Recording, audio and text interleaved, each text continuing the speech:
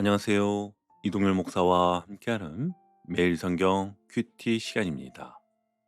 오늘 우리가 함께 나눌 본문은 요한복음 16장 16절에서부터 24절 말씀입니다. 오늘은 한 가지 질문을 여러분께 먼저 드리며 시작하겠습니다. 혹시 여러분의 삶 속에 왜 이런 시간이 계속되는 걸까? 이렇게 느껴지는 시간이 있지 않으십니까? 분명 하나님을 믿고 말씀을 붙들고 살아가고 있는데 상황은 오히려 더 막막해지는 것처럼 느껴질 때가 있습니다. 기도도 했습니다. 그러나 아직 응답은 보이지 않고 사람들과의 관계도 마음처럼 풀리지 않는 시간이 있지요. 오늘 본문은요, 바로 그런 시간 속에 있는 제자들에게 예수님께서 주신 말씀입니다. 이 말씀은 예수님의 마지막 밤 십자가를 바로 앞둔 다락방에서 제자들에게 들려주신 아주 기쁜 메시지인데요. 예수님은 이미 자신이 떠나야 할 것을 알고 계셨습니다. 그리고 그 떠남이 단순한 이별이 아니라 사랑의 완성이며 구원의 길이라는 사실도 알고 계셨지요. 그러나 제자들은 아직 이해하지 못했습니다. 예수님이 떠난다는 것이 무엇을 뜻하는지, 또 그 이후에 어떤 일이 일어날지 전혀 감을 잡지 못하고 있었습니다. 그래서 오늘 말씀을 한마디로 정리하면 이렇게 표현할 수 있습니다. 이해되지 않는 시간 속에서도 하나님의 계획은 이미 움직이고 있다.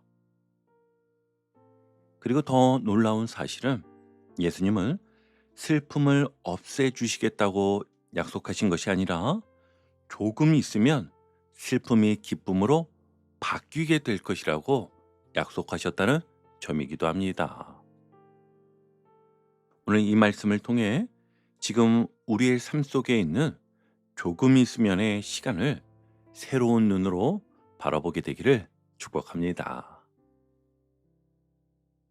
이제 본문으로 들어가 보겠습니다. 예수님은 제자들에게 이렇게 말씀하십니다. 우리 16절 함께 볼게요. 조금 있으면 너희가 나를 보지 못하겠고 또 조금 있으면 나를 보리라. 아멘. 여러분, 이 말씀을 처음 들은 제자들의 마음이 어떠했을지 한번 상상해 보세요. 따로 설명도 없고 맥락도 쉽게 이해되지 않는 마치 수수께끼처럼 들리는 말씀이잖아요. 그래서 제자들은 서로 수군거리기 시작합니다. 도대체 무슨 뜻이지? 왜 갑자기 이런 말씀을 하시는 걸까? 조금 있으면 안 보이고 또 조금 있으면 본다는 게 무슨 말이지? 여러분, 이 장면은 참 인간적인 장면입니다. 제자들은 예수님을 사랑했습니다. 그러나 사랑한다고 해서 항상 이해할 수 있는 것은 아니었습니다. 신앙생활도 마찬가지입니다. 믿음이 있다고 해서 모든 상황이 선명하게 이해되는 것은 아니에요. 오히려 믿음이 있기 때문에 더 혼란스러운 시간이 찾아오기도 합니다. 예수님은요, 지금 단순히 잠깐 어디 멀리 다녀오겠다는 이야기를 하는 것이 아니라 십자가와 죽음, 그리고 부활이라는 구원의 사건을 미리 암시하고 계셨습니다. 하지만 제자들은 그 깊은 의미를 아직 감당할 준비가 되어 있지 않았지요. 그래서 이 조금 있으면이라는 이 표현은 단순한 시간의 길이를 말하는 것이 아니라 하나님의 구원이 완성되기까지 제자들이 지나야 할 믿음의 시간을 의미하는 것입니다. 여러분, 우리도 이런 시간을 지나갑니다. 하나님은 이미 계획하고 계신 것 같은데 나는 아직 아무것도 보이지 않는 시간. 하나님은 이미 길을 열고 계신 것 같은데 우리는 여전히 막혀 있다고 느껴지는 시간 말이에요. 바로 그 시간이 조금 있으면의 시간인 것입니다.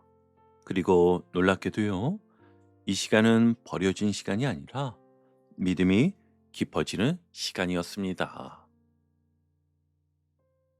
자, 이제 오늘 말씀을 우리 삶으로 조금 더 가져와 보겠습니다. 여러분은 지금 어떤 조금 있으면의 시간을 지나고 계십니까? 예를 들어, 회사에서 열심히 일했는데 인정받지 못하는 시간이 있을 수 있지요. 내가 왜 이렇게까지 애써야 하지? 이런 생각이 들 때가 있습니다. 또 가정에서는 관계가 쉽게 풀리지 않아 마음이 답답한 시간이 있을 수 있습니다. 교회 안에서도요, 헌신하고 봉사하지만 눈에 보이는 변화가 없어 지치는 순간이 찾아올 수 있습니다. 바로 그럴 때 우리는 자연스럽게 이렇게 묻게 되지요. 하나님은 지금 어디 계신 걸까? 그러나 오늘 말씀은 조용하지만 분명하게 말해줍니다. 지금은 보이지 않아도 곧 보게 될 시간이 온다. 그래서 오늘 이 말씀을 들으며 이렇게 고백해 보셨으면 좋겠습니다. 잠시 숨을 고르며 함께 마음으로 따라 고백해 보십시오. 주님, 지금은 이해되지 않아도 주의 계획이 멈춘 것이 아님을 믿습니다. 지금 이 시간이 나를 무너뜨리는 시간이 아니라 나를 준비시키는 시간임을 믿습니다. 자, 이제 두 번째 단락인데요.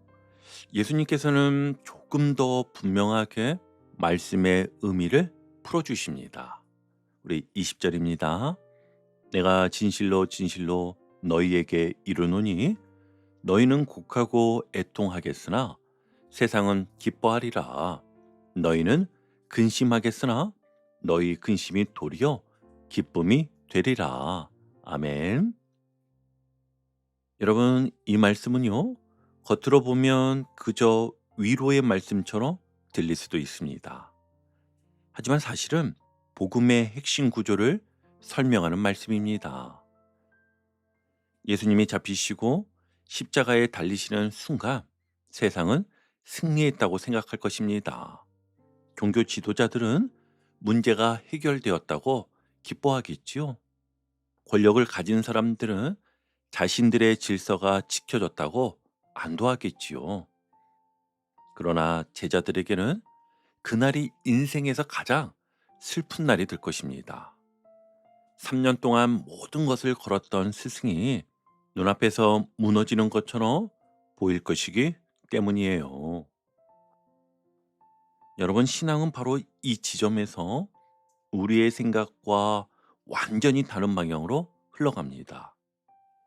세상은 겉으로 보이는 결과로 판단하지만 하나님은 보이지 않는 구원의 완성을 이루고 계십니다.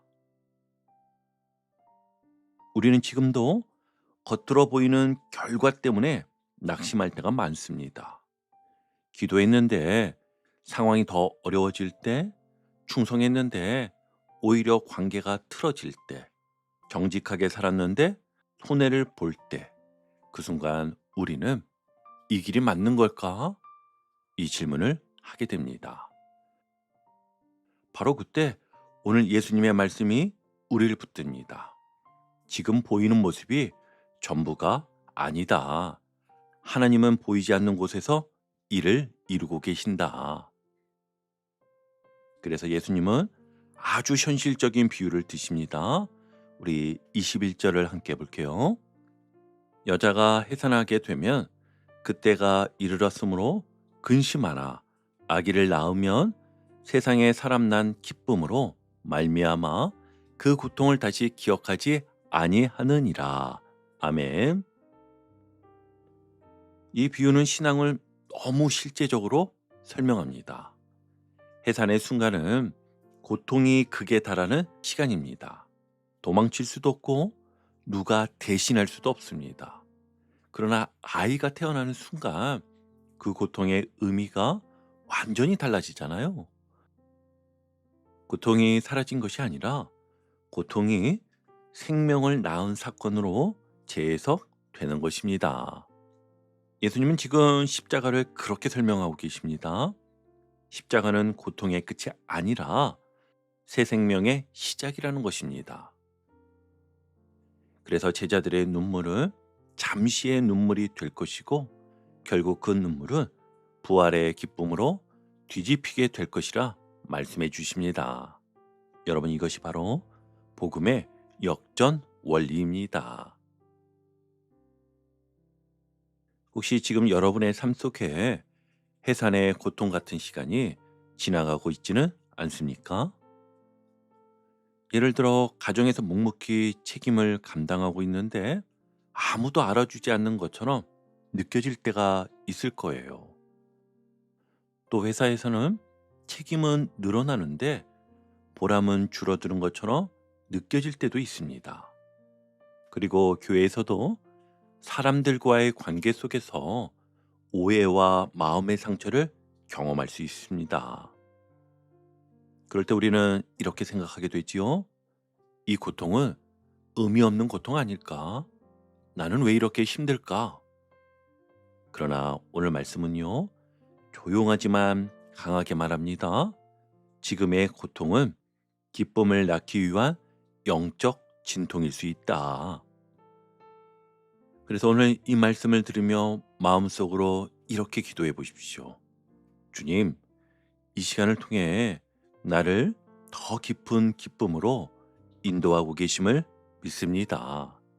지금의 눈물이 헛된 눈물이 아님을 믿습니다. 여러분, 이 고백이 슬픔을 견디는 힘이 되고 포기하지 않는 믿음이 될 것입니다. 자, 이제 마지막 단락인데요. 예수님은 슬픔 이후에 찾아올 기쁨의 특징을 아주 분명하게 말씀해 주십니다. 22절 하반절 한번 보시면 너희 기쁨을 빼앗을 자가 없으리라. 아멘. 여러분, 이 말씀은요, 단순히 기분이 좋아지는 상태를 말하는 것이 아닙니다. 세상이 주는 기쁨은 상황에 묶여 있습니다. 건강이 무너지면 마음의 기쁨도 함께 흔들립니다. 관계가 흔들리면 평안도 사라지지요. 그러나 예수님이 약속하신 이 기쁨은 환경에 따라 움직이는 감정이 아니라 부활의 주님을 만난 사람에게 주어지는 영적인 확신에서 나오는 기쁨이었습니다. 나는 혼자가 아니다. 하나님은 지금도 나와 함께 하신다. 이 확신이 기쁨의 근원이 되는 것입니다. 그리고 예수님은 이어 새로운 기도의 시대를 말씀해 주시는데요. 24절을 볼게요. 지금까지는 너희가 내 이름으로 아무것도 구하지 아니하였으나 구하라. 그리하면 받으리니 너희 기쁨이 충만하리라. 아멘. 이 말씀은 십자가 이후 제자들이 하나님과의 관계 속으로 더 깊이 들어가게 될 것을 의미합니다. 이전에는 예수님 곁에 직접 있어야 안정감을 느꼈지만 이제는 성령 안에서 어디서든 하나님께 나아갈 수 있는 시대가 열리는 것입니다. 그래서 떠남은요, 상실이 아니라 더 깊은 동행의 시작이 됩니다. 오늘 우리는 이 약속을 삶 속에서 이렇게 적용할 수 있습니다. 혹시 여러분, 기도를 마지막 수단처럼 사용하고 있지는 않습니까? 문제가 너무 커졌을 때, 사람의 방법이 다 막혔을 때, 그때서야 기도하려고 하지는 않습니까? 그러나 예수님은 말씀하십니다. 기도는 마지막 선택이 아니라 기쁨을 충만하게 하는 첫 번째 통로다. 예를 들어 회사에서 중요한 결정을 앞두고 있을 때, 가정에서 관계가 어려워졌을 때, 교회에서 사명을 감당하다 마음이 지칠 때, 그 순간 문제를 붙잡기보다 먼저 하나님께 나아가는 습관을 가져보십시오. 주님, 이 상황 속에서도 나와 함께 걸어주십시오. 내 마음을 지켜주십시오. 이 기도가요, 우리 안에 빼앗기지 않는 기쁨의 뿌리를 내리게 할 것입니다. 이제 오늘 큐티를 정리하며 마무리하겠습니다. 오늘 예수님은요, 슬픔이 없을 것이다 라고 약속하지 않으셨습니다. 그러나 분명히 말씀하셨습니다. 너희 근심이 도리어 기쁨이 되리라. 지금 우리가 지나가는 이해되지 않는 시간, 눈물의 시간, 기다림의 시간은 버려진 시간이 아니라 하나님의 기쁨이 준비되는 시간일 수 있습니다. 오늘도 그 믿음으로 주님과 함께 걸어가는 복된 하루가 되시기를 주님의 이름으로 축복합니다. 아멘.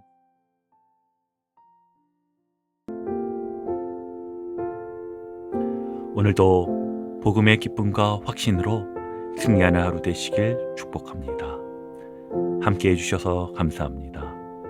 내일 큐티 시간에 다시 뵙겠습니다.